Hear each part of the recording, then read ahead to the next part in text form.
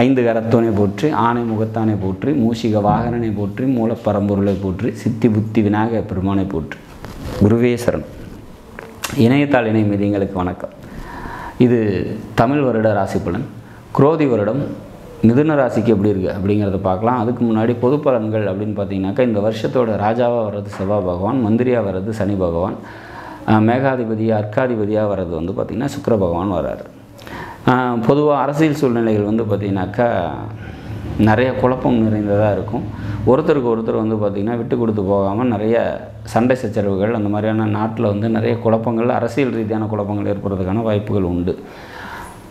இந்த வருடம் வந்து பார்த்திங்கனாக்கா 2 பாவகிரகங்கள் 2 முக்கியமான பதவிக்கு தலைமை தாங்கிறதுனால அரசியல் சிக்கல்கள் நிறைய இருக்கும் அப்படிங்கிற மாதிரியான ஒரு அமைப்பு. காவல்துறைக்கு அதிகமான வேலை பளு இருக்கும் அப்படிங்கிற மாதிரியான ஒரு சுச்சுவேஷன்ஸ். மழை நல்லா இருக்குமா அப்படின்னா, மேகாதிபதியாக சுக்கிரன் வர்றதுனால மழை இந்த வருஷம் நல்லாயிருக்கும்.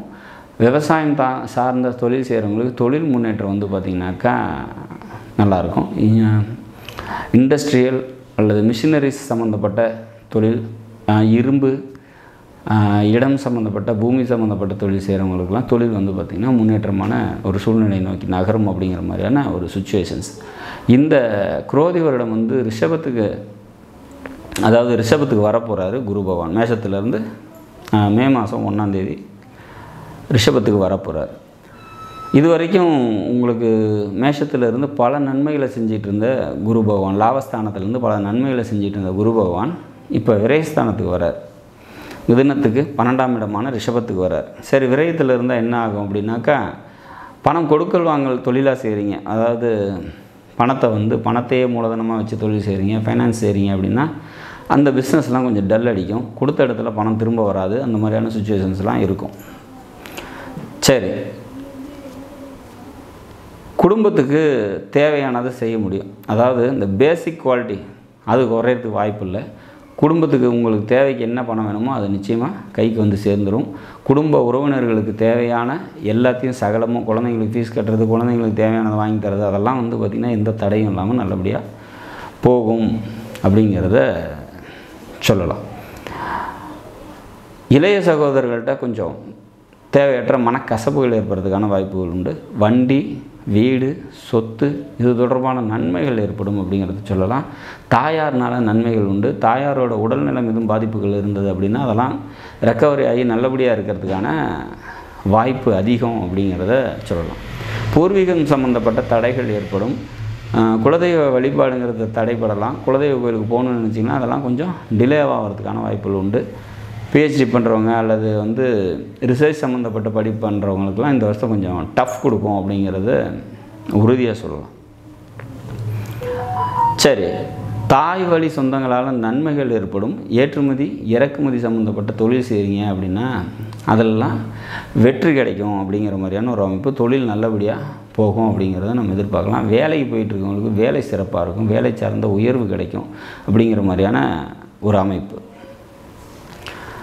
இந்த குரோதி வருஷத்தை பொறுத்த வரைக்கும் சொந்த தொழில் செய்கிறவங்களுக்கு தொழிலில் வந்து பார்த்திங்கனாக்கா முன்னேற்றம் கொஞ்சம் ஸ்லோவாக தான் இருக்கும்.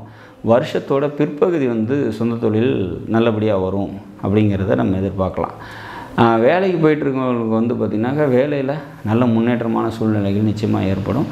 மாமன் வழி சொந்தங்களால் நன்மைகள் ஏற்படக்கூடிய நல்லதொரு வருஷமாக இந்த குரோதி வருடம் நிச்சயமாக மிதுன ராசிக்கு அமையும் அப்படிங்கிறத நம்ம உறுதியாக சொல்ல முடியும். மிதுன ராசிக்கு வந்து பல நன்மைகளை தரக்கூடிய நல்லது ஒரு வருஷமாக நிச்சயமாக இருக்கும். வருடக்கோள்கள்னு சொல்லக்கூடிய சனி, ராகு, கேது, குரு பகவானில் 2 கிரகங்கள் இந்த குரோதி வருஷம் வந்து பார்த்திங்கனாக்கா பயிற்சி ஆகுது. ஒன்று வந்து குரு பகவான் சித்திரை 18க்கு ஆகிறாரு. அடுத்தது வந்து பார்த்திங்கனாக்கா பங்குனி மாதம், அதாவது 2025 பங்குனியில் வந்து பார்த்திங்கனாக்கா வருஷ கடைசீட்டில் சனி பகவான் பயிற்சி ஆகிறாரு. அப்போ இந்த 2 ராகு கேது பயிற்சி இந்த வருஷம், அதாவது குரோதி வருஷத்தில் இல்லை. இப்போ இந்த 2 கிரகமும் பயிற்சி ஆகிறதுனால அதில் ஒரு கிரகம் உங்களோட நன்மையான இடத்துலேருந்து 12ஆம் பாவத்துக்கு வர்றதுனால ஒரு சில தீமைகள் இருந்தாலும் கூட பல நன்மைகளும் வந்து பார்த்திங்கன்னா தொடர்ந்து நடக்கத்தான் செய்யுது அப்படிங்கிற மாதிரியான ஒரு அமைப்பு. மொத்தத்தில் மிதுன ராசிக்கு இந்த குரோதி வருடம் பல நன்மைகளை தரும் அப்படிங்கிற மாதிரியான ஒரு அமைப்பு. ஆனால் என்ன ஒரு விஷயம் அப்படின்னா, நமக்கு கூட இருக்கிறவங்க எல்லாருமே வந்து பார்த்திங்கனாக்கா கம்யூனிகேஷன் தொடர்பான பிரச்சனைகள் வந்து பார்த்திங்கன்னா அதிகரிக்கும். நமக்கு ஒரு வேலை ஆகணும்னு நம்ம போய் எதையாவது ஒன்று செய்கிறோம் அப்படின்னா அந்த வேலைகள்லாம் தடைபடும். அதெல்லாம் வந்து தாண்டி வருஷத்தோட பிற்பகுதி வந்து இதெல்லாம் வந்து மாறி நல்ல முன்னேற்றமான ஒரு சூழ்நிலைகள் மிதுன ராசிக்கு நிச்சயமாக ஏற்படும் அப்படிங்கிற மாதிரியான ஒரு அமைப்பு. நாடும் நாட்டு மக்களும் நலமுடன் வாழ நவகிரகங்களை வேண்டி அமைகிறேன். நன்றி, வணக்கம்.